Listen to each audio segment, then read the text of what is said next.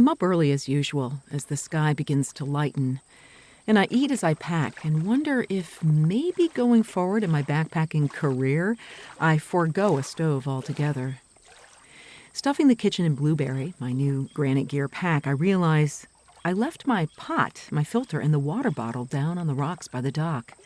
Boy, the foxes are such thieves. I hope they're still there.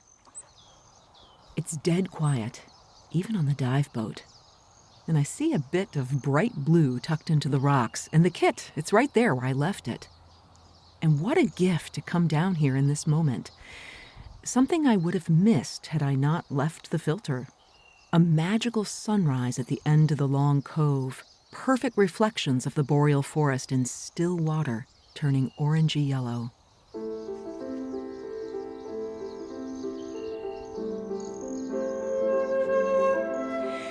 You're listening to The P-Rag, Unfiltered Adventures of the Blissful Hiker. I'm Allison Young, the Blissful Hiker, sometime professional flutist, sometime voice artist, and full-time pedestrian. Like that small backpacking essential, the P-Rag shares the unglamorous but vital truth about empowerment as badass people who really don't need permission to blaze our own trails in this journey we call life. Thanks so much to Lecky Trekking Poles for supporting the P-Rag podcast. If you want to be a blissful hiker, Lecky's should be in your hands. And Belega, makers of the best blister-resist, non-slouching, foot-massaging socks for the long haul. We do have a Belega socks contest going on right now. You can win 3 pairs of socks for the best comment at Apple Podcasts. Now, I so appreciate all of you who've written such glowing responses to the P-Rag. So what you got to do is take a screenshot of your review, tag Blissful Hiker, and post it to social media. The deadline to enter is Monday, September 28th. I'm walking the length of Isle Royale, a national park and wilderness surrounded by the icy water of Lake Superior. It's one of the most pristine places I've visited, even though it's accessible by boat, plane, and there are shelters and some campsites to sleep in. But I've seen more wildlife in a few short days than many longer trips I've taken, including 7 moose so far.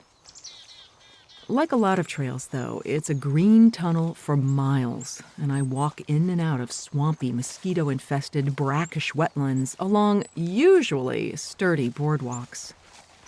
Frogs leap out of my way.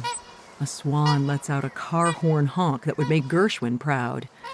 A rabbit jumps through the path, and I wonder, how on earth did a rabbit get here? I walk close to the western shore of Chicken Bone Lake. It's long and L-shaped. It was obviously not named by the natives. The sights are lovely right on the water, but I continue, passing portages on steep, rocky grade.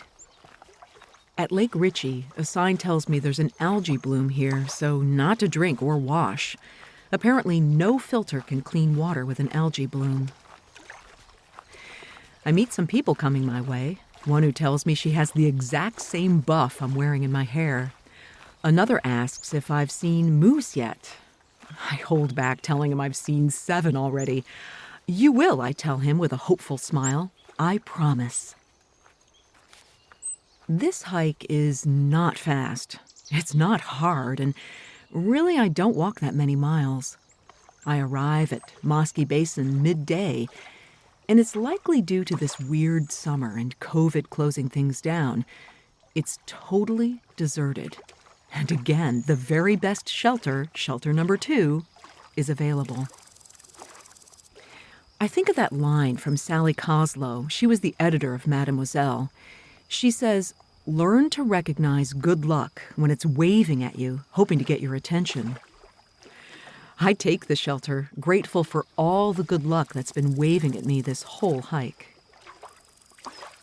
Moskey Basin is at the western end of Rock Harbor and part of Lake Superior, but the water is a teensy bit warmer than 45 degrees.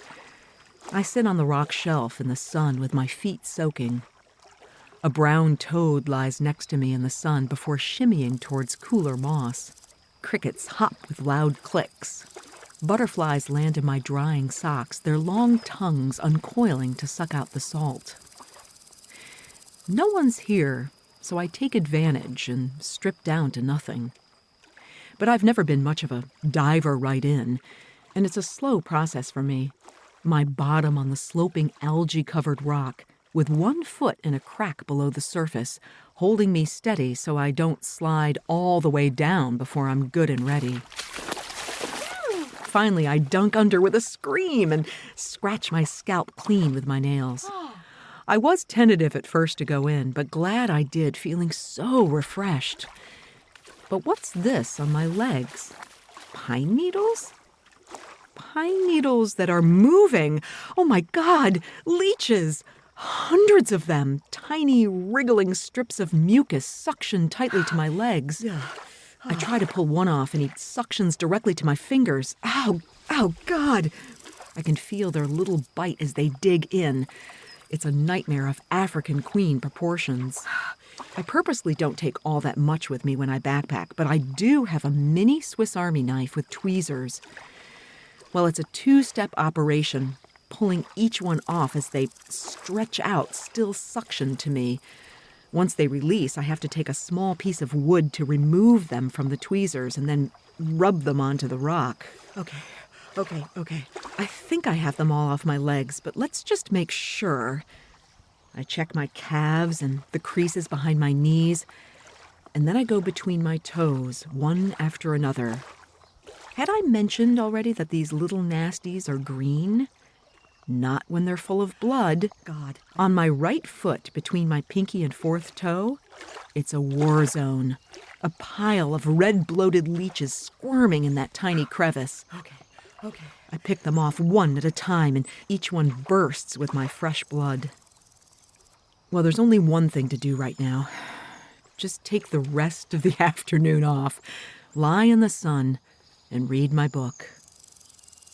The book I packed is probably one of the best I've ever read. Anne Lamott's Bird by Bird, Some Instructions on Writing and Life. Listen to this graph.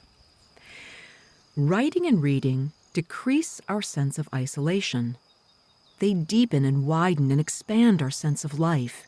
They feed the soul.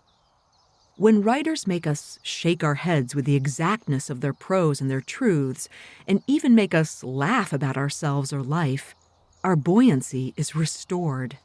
We are given a shot at dancing with, or at least clapping along with, the absurdity of life, instead of being squashed by it over and over again. It's like singing on a boat during a terrible storm at sea. You can't stop the raging storm, but singing can change the hearts and spirits of the people who are together on that ship. Well, I'm dressed now when the two guys in shelter number 3 return and take their swim. I warn them about the leech swarm, but they just jump right in fast and not one leech latches on. And as Anne Lamott writes, I just gotta laugh at the whole absurdity of it.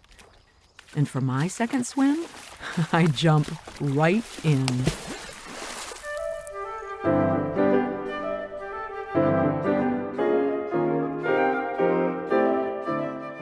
You're listening to The P-Rag, Unfiltered Adventures of the Blissful Hiker. Through sharing my stories of walking long distance and some shorter trails as a solo middle-aged female hiker, I hope I can empower you to learn to hike your own hike too. And thanks so much to all of you who've left reviews at Apple Podcasts. I really love reading all of them, and you're helping people find the P-Rag. So as a way of saying thanks for writing a review, Belega Socks and I have teamed up to give you a chance to win 3 pairs of socks. All you gotta do is take a screenshot of your review, post it on social media, and tag Blissful Hiker. And the very best reviewer will win 3 pairs of Belega socks. The deadline is Monday, September 28th. More hikers arrive at Moskey Basin, boisterous door slammers. But you can't really blame them. They're excited to be here.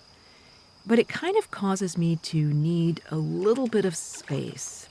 Our shelters are all right up at the water's edge, and they're kind of close together. So rather than complain, I get up and move. and I walk over towards the dock, which looks directly west down the bay, and the huge exposed Canadian shield, bright yellow goldenrod bursting out of fissures, sage-colored lichen holding fast to the granite. Funny, it's really a better view from here as I mosey out on the concrete dock where a picnic table sits at the end. A plastic orange netting is placed beyond the table, keeping people from the end of the dock, which has been cracked and damaged by ice. Something black is on the end. I walk closer to the table, and I see that it's an animal. It's an otter. This otter is a fat little fellow, his fur slick and lustrous as he busily cleans himself, biting and scratching, maybe removing leeches. He doesn't seem to mind my sitting here at the picnic table and watching him, looking up every so often out of his squinty eyes and a silver bewhiskered face, his nose turned up and his mouth in a sort of permanent scowl. A jumbo bright green dragonfly comes close to me, then close to him as if to introduce us. A loon tremolos, her mate flying across to meet her. A huge silver fish launches out of the water, and then I see another otter swimming quickly towards the dock. Just when I think, how on earth did the otter get up on this dock? In one motion, he flops all that blubbery body right up, and the two seem to dance into a kind of cuddle, then get right back to cleaning, the new one's fur all spiky from the water. I don't know if he sees me, but the new arrival doesn't stick around long and flops right back into the water, swimming fast to the shore, his butt and enormous tail in the air momentarily before he dunks under. Then my otter leaves too, a little bit slower, spending even more time underwater, but I can see his bubbles as he retreats. I eventually leave, walking back up to the rocks above the dock and startle a snake who slithers directly towards me. My view is three-sided of a magenta sunset, its afterglow and the waxing gibbous moon reflected in the ripples. A pileated woodpecker laughs, sandhill cranes clack, and wolves yip far in the distance. The magic of this place is that it's a living world where we're just visitors. Interesting fun fact is Isle Royale is the only national park that closes in the winter, and I imagine the residents are just fine with that. I've never seen such an abundance, and I feel privileged and humbled to be a guest here as I tuck in, the loons' calls echoing over the water, and someone swimming nearby.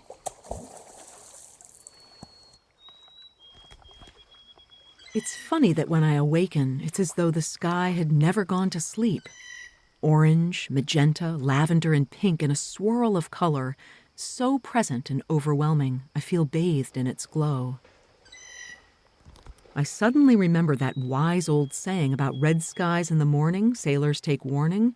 This glorious morning is going to be followed by rain. I'm back on wooden planks over leatherleaf and Labrador tea, threatening to overtake the bog. It leads me to dense forest and finally Daisy Farm, a massive campground of 16 shelters abutting a cove where 2 sailboats of different sizes await their sailors. I get briefly lost, but soon find the trail heading up to Mount Ojibwe. The trail winds around steeply, finally meeting the Greenstone Ridge. And the views are spectacular, even more so from the tower, where 59 steps take me to a walkway. I can look straight down the island's spine, thick with balsam fir and white spruce. Inland lakes lay below the ridge, and a carpet of green, the big lake beyond. The wind picks up, and the sky feels heavy with moisture. I throw Blueberry on my back and continue along the trail towards Mount Franklin, bearberry thick with red berries growing into my path. At the mountain, I meet a couple having a snack at the view, which looks down to where I'll sleep tonight. They shock me with their story that a moose charged them, splashing through a lake to get to them. What did you do? They tell me they ran, and when the moose got to shore, he seemed to have changed his mind and went another direction. Well, I'm extra vigilant as I head toward the turnoff for Lane Cove, a steep, oftentimes washed-out set of switchbacks heading back deep into forest of paper birch and aspen. It's an undulating trail, much like what I've already seen. So my mind wanders, thinking about this being my final night on the trail, and that I can't possibly expect to bat 1,000 and yet again sleep in the very best sight. But here I am, and the place is deserted. Site 2, the best spot, is right on the cove, a tiny set of stairs taking me to the water's edge, and a perfectly placed sitting rock. I don't go swimming, but I dive into the alley coop as it begins to rain, and as it tapers off, I emerge in rain gear, only a few droplets making rings in the placid lake. My dragonflies are back. Loons call across the cove. A family of mergansers swim by as smoothly as Sanson's swan. A wise person told me once to recognize when things are wonderful and enjoy them fully, because they won't last. The point was not so much that joy is fleeting, as to remember when times are tough, that joy will return. As the sun slips below the spruce-covered finger of land in front of me, I savor these past days and all the light shows at sunrise and sunset, some dramatic, some quiet like now in cantaloupe and silver. I breathe it in, and in the dark, a few stars poking out of the clouds. I head back to my tent.